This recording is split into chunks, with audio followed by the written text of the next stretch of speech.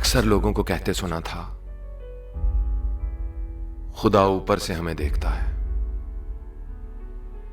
मगर बहुत देर बाद जाकर पता चला खुदा हमें ऊपर से नहीं अंदर से देखता है।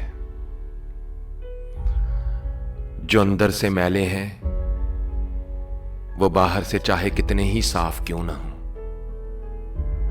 मैले ही रहते हैं। हराम के पैसे को सफेद करने वाले चाहे कितनी ही दौलत को वाइट कर लें, वो ब्लैक ही रहती है। तुम बाहर से देखने वालों को तो अपनी चमक दमक से धोखा दे सकते हो, मगर अंदर से देखने वाले से अपने मन के अंधेरे छुपा नहीं सकते। तन के उजले मन के मैले दुनिया का है भेद, मन के साफ जो ढूंढोगे तो मिलेगा कोई एक। बाहर से तो बना फिरे है हर कोई ही नेक, अंदर वाला जाने है पर कौन है कितना फेक। बाहर से तो बना फिरे है हर कोई ही नेक, अंदर वाला जाने है पर कौन है कितना फेक।